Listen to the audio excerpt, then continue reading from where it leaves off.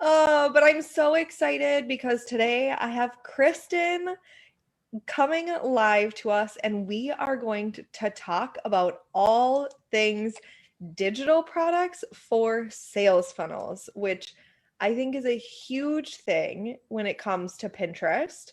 and using Pinterest as the top of the funnel and how to be able to make that passive income. Mhm. So, Kristen, why don't I have you take it away and tell everybody who you are?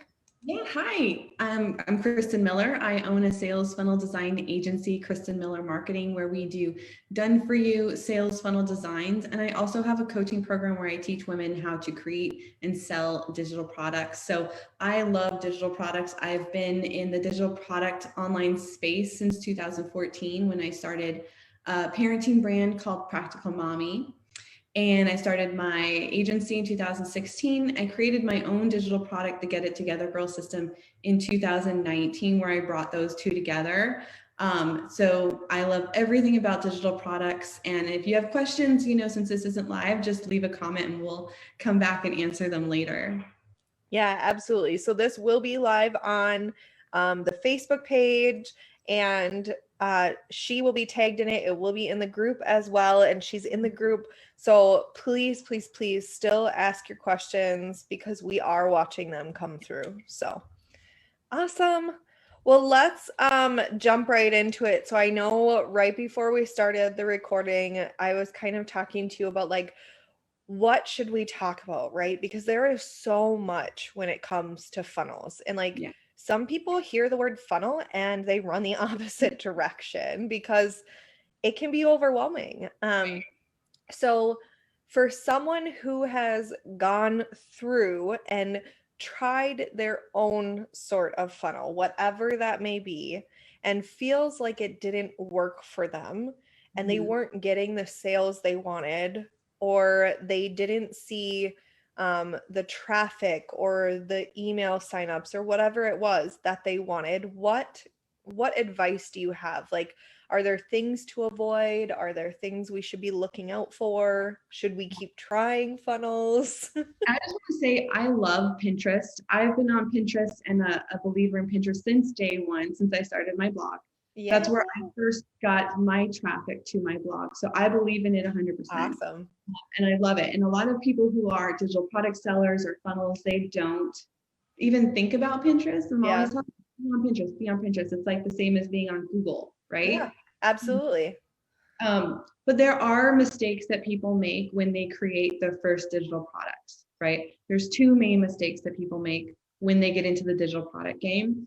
The first one is that they create a big digital course that's a couple $100 or higher price, because that's what a lot of the digital product gurus are talking about, creating a big digital course.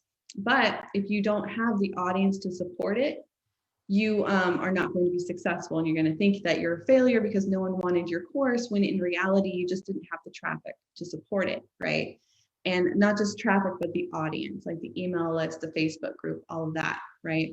And then the second biggest mistake that people make in digital products is that they create the low ticket digital product because they realize that low ticket is the way to go when you're building your audience, but they don't have the full structure behind it. You create like something that's under $27, but you don't have the full funnel. So that's when we can talk about like what are the pieces of the funnel that you actually need to sell a low ticket digital product, because it's not just the one thing. Like I was telling you earlier, there's an example that I see a lot in memes of a glacier where you see the top of the glacier of what someone's doing online. So you kind of like, oh, that's what everyone's doing. I need to create a low ticket digital product. But you don't see under the surface for the rest of the parts of the funnel and the structure that's supporting it basically. And so when you're not making enough money that you want from your low ticket digital product, you're not sure what's going wrong because you're doing what you think other people are doing, but you don't have the underwater, the rest of the glacier. Yeah, the behind the scenes, right? Like a lot of people say, well, yeah, I made $10,000 from this little product, and okay, what happened? How much work did you put into it? Like everything like that. So let's talk about And also, we didn't introduce Bailey. Sorry, guys. Bailey is our resident interviewer. Hi. And she is with us on all videos now because that is just honestly full transparency what happens with mamas who are working from home. They always have kids. So but let's talk about that structure, right? So how do I go about structuring certain things for my product to be able to maximize those sales? That's a great question. So a lot of times I say I created a $27 product, my Get It Together Girls system, and I took it to over $100,000 in less than a year. That's the truth. That's what happened. But not all of those sales were from that $27 product. A lot of the sales came from my order bump and my OTO. And then that doesn't even mention like the follow-up products, like that number doesn't even include that. So you have to have the rest of the funnel, right? So let's talk about that. So the funnel starts with your main product, your $27 product, right? The structure that it needs to have is that it needs to be for a specific person, for a specific purpose, to solve a specific problem. And then it also needs supporting bonuses to really increase the value so that someone is going to want it like right away. Like it's going to be like a knee-jerk reaction. They're going to want it right away, right? So there's no question, right? So that is the structure that I'm talking about. A lot of times I see people creating like an ebook and just selling an ebook for $27, but that's not enough because someone's not going to make the decision to purchase a $27 ebook just for an ebook, right? They need the rest of it to support that decision, right? And then we need the order bump and the OTO to follow up. So that, and that's what you don't see when you just look at their sales page for their $27 product. You don't see the rest of the pieces because you don't until you purchase, right? So the next step is the order bump, which is like the candy aisle product that they just add on. And then the upsell or OTO, one-time offers, a lot people call it a lot of different things. That's around $100. And those two products are where a lot of your profit comes from. So when you're talking about like just doing one PDF, right? And that's not enough. On the Right. flip side of that, is there ever too much that someone can add into that structure that makes them pull back or feel like, I mean, maybe there's too many bonuses or maybe there's too many things and moving parts for them in that mini offer. Have you ever seen that as well? Absolutely, because price is like a perspective and it's a value perspective. But you can definitely go to overboard. I really recommend 3 to 6 bonuses. And then you want the price, like the total value of all the pieces to be about 10x what you're charging. So for a $27 product, it's about $270, $300, right? So you're not including a whole bunch of stuff. Like if the value is like $10,000 and you're trying to sell it for 27, like that's automatically, it's one of those things that turns people off and appears spammy because they're like, there's no way, you know? People are there's way more discernment online than there used to be because people are kind of expecting spam and they're expecting to be ripped off. So like they're looking for where's the reality here, right? The biggest solution to that is that you're speaking to one specific problem and one specific solution with your low ticket product. You're not trying to teach someone how to build a business, right? You're teaching them how to sell something on Pinterest or something like that. It's like one specific problem with one specific solution. And that helps you narrow it down and not try to like do too much. Yeah, so then, okay, for example, like we have a toolkit, right? So like how do you, when someone says toolkit, structure something like that, so that it answers that one specific problem for them, but still is like that kit that they think they're getting. And then quickly before you answer that, as people are going through and listening about this, if you have a low ticket offer type funnel that you've done in the past or have currently, I'd love for you to shout out what it is that you're offering. And if you haven't, like what's an idea that you would love to try to create because we could also come back here and kind of go through and flesh those things out for Pinterest and for the funnel, right? So, but because that's a big thing, right? I see it all the time in Facebook ads and all that. And I've even done it myself. Like I have a Pinterest toolkit, right?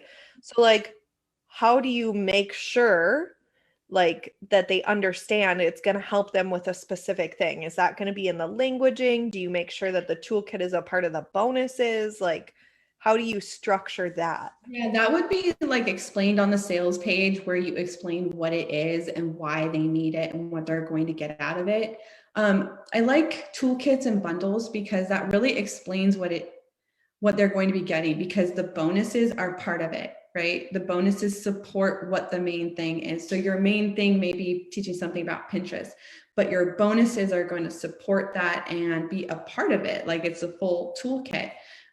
For bonuses, I really like them to break down objections and make it easier for someone to take action, right? It does three things. It breaks down objections, makes it easier for someone to take action, and also increases the value of the whole product itself. So those bonuses are part of the solution.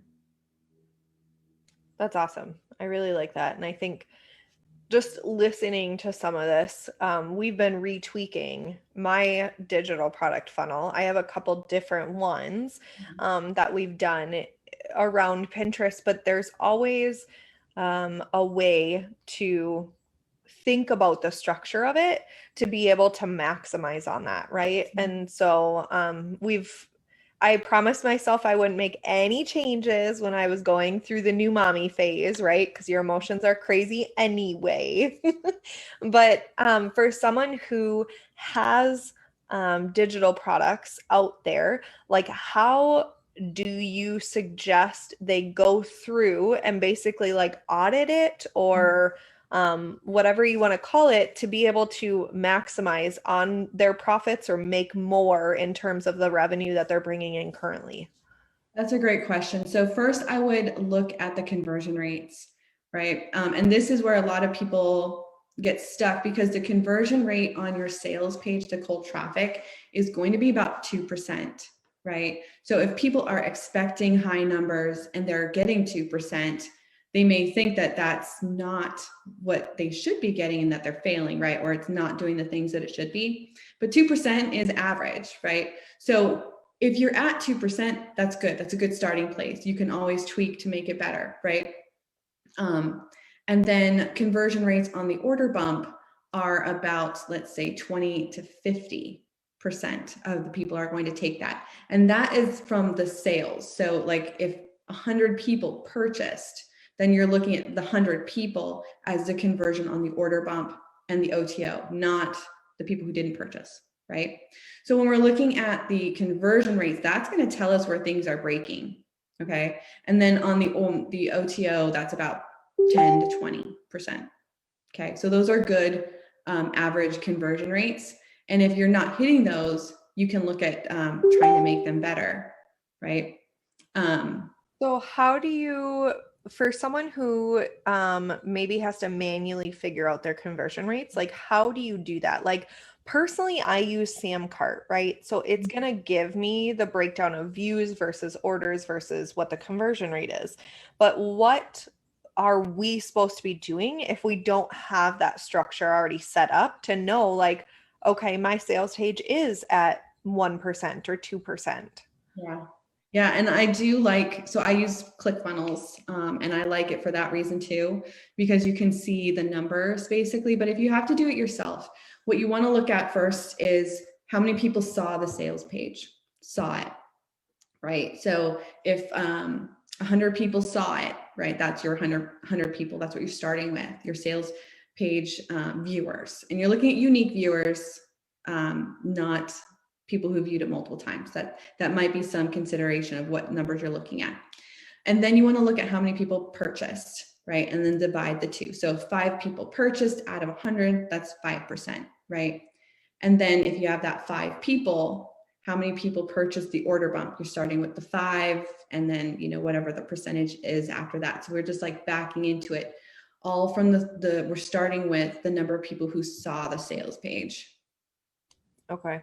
That makes sense. So yeah, totally. And so I want to get just a little bit more technical for some of those who use ClickFunnels or Samcart, or I know ThriveCart is another one out there that does really good in terms of like reporting numbers. When you're walking through it, say that they've had this digital product forever and they're going to try to maximize their revenue, or they want to make tweaks or whatever it is that they're going to be doing. Like, again, I say this a lot, but full transparency, my toolkit right now for the month of April converted at a 0.9%. So just under 1%, right? Not horrible, but like Right. I'd love to improve that. So if I'm looking at April, but then I go back, say January, we were at a 2.4% conversion. So Absolutely. does that mean that I should be looking at my funnel? Should I be looking at my traffic, like Pinterest? Should I be Mhm. looking at like when do you say, okay, it's now no longer relevant and maybe we need to spruce it up again, or That's a maybe great question bad because it's month? really true. Your traffic changes over time. Yeah. Even if you're running Facebook ads and it's the same ad, it's reaching different people, right? So you kind of have to look at where the traffic's coming from at that point. Um, so that would be my question to you if I was looking at that situation. Like, did the traffic change? Is it, where is it coming from? Is it completely cold? Is it different than what it was? Right? You may want to tweak the traffic and tweak the funnel at the same time. When you tweak funnels, you need to do one thing at a time because you need to know what made the difference, right? So whenever you're tweaking something, tweak one thing at a time, one thing and then wait, one thing and then wait. And it's hard because you want to like make 10 changes at once, but like really you have to take it step by step. One thing, let some traffic go through, see what happens, change another thing, let some traffic go through, see what happens. And your one thing, you mean like title and nothing else, not like one long section change, like one tiny like button name change or one call to action change or things like that, right? Not like, Start off with the little things, right? Changing the headline, changing the button color, moving a section or something like that. So we'll start small, right? Because it may just be a tiny little tweak.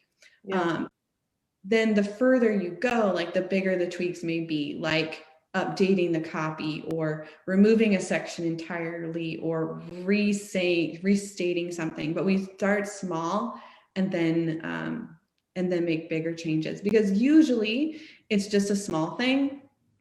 It's usually not a big thing. Are there certain tools that you would recommend for somebody to be able to decipher what changes to start with or where to look at to know? Like, I mean, because it is hard, right? Yeah. I would go in it and I'd be like, ooh, let's change this and move this over here. And I mean, so how do you make that list to Mhm. stick to it? Well, I start with the conversion optimized things like button color and headline, right? You can also look at things like heat maps to find out where people are dropping off. That is one of the last things I do. Usually it's just looking at the things, but you can also look at like the questions people are having, the comments on your ad, where are people getting confused or turned off? And that's what I look at. You know, those are the tells basically of where you can go to try to make a difference. That's what I start with. That's so awesome. Because that's helpful for someone who knows that they need to have like a checklist of what to go through. But unsure, like, is it the first headline or is it the third headline or, things like that. So that's super awesome. So let me say this, like this has been super enlightening, not only in terms of just digital products and sales in general, but like I have three that I typically do myself, right? So, and they're all under that 37-27 type price point. And it makes me look at my numbers where I probably haven't looked at them in a week or two, which definitely everybody should be looking at them and making sure that they know what's going on.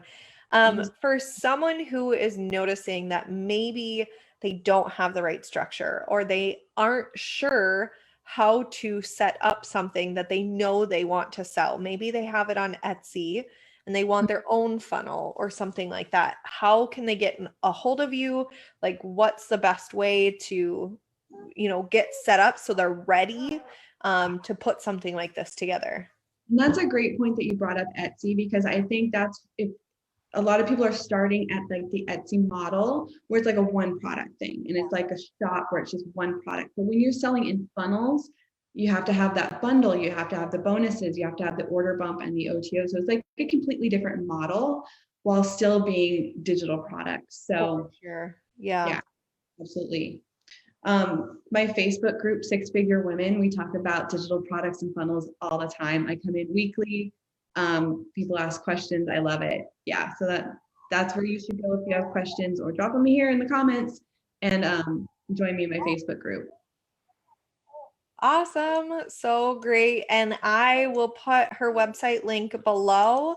And then let's do one quick tip that everybody can go do right now to implement that will help that first step.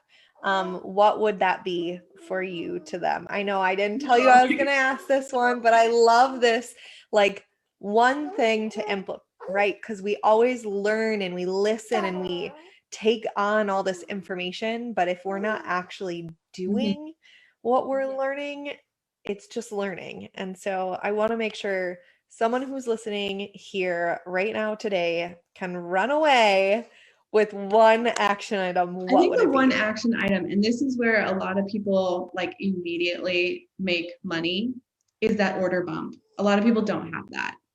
So whatever system you're using, if you can add an order bump, immediately add an order bump, because it's the why not part of it. Yeah. If you can add a product there where someone has already made a decision to buy and they can click a button and add another $7 product, you've just made an extra $7 on that one purchase, right? So a lot of people, just by adding that order bump, immediately see improved profits because they're just adding another thing. Okay, so two quick things about an order bump that I just thought about that we didn't even talk about. Is there a specific price point that you recommend? Because you said $7 for an order bump. If your product is 37 or under, like, what should that be? And then two, if someone is unsure of what they could do for an order bump, do you suggest like taking out a bonus? Do you suggest adding in something or creating something new, or like what's something they could do? So for pricing, 7 to 17. Okay. Like, I don't go under 7. And usually over 17 isn't as good. So that's where you can play with pricing too. So $7 to $17 for that. And then thinking on it as a standalone bonus is a great way to be like, what should I add there? Right? Like, what's something that supports the original product? So it could have been a bonus, but has the ability to stand alone, that someone would want on its own, that supports it, right? So it's like the next thing, like that's why I call it the candy aisle product. Like, oh yeah, I'll take that too, right? It just goes along with it. And thinking of it as like a standalone bonus is a great way to make sure. Yeah, perfect. I love that. I don't think I've heard of someone mention it like a standalone bonus. So that's a great like representation for me to be able to like make that connection, right? Because I have tons of stuff I'm sure I could throw people's way, right? But I want to make sure that it's like valuable enough that's like, yeah, I really want this chocolate bar. Let's go check out. Exactly. And it has to stand alone, right? It has to be something that they would want on its own. Because sometimes the bonuses are like too supportive of the product and it couldn't stand on its own. So by making sure that it stands alone, they can just purchase it and add it on. I love it. Awesome. Awesome. Thank you so much for hanging out with Miss Bailey and I here today. It was so awesome and so much information. And again, you guys, I will put the links to be able to hop into her group. I highly recommend it. I am in the group. It's amazing in there. And you've done other like challenges in there too, which is really, really helpful for other people too. So definitely make sure to check that out. And if you guys have any questions, feel free to shout them out below and we will help you. Yeah, absolutely. Thank you so much. All right.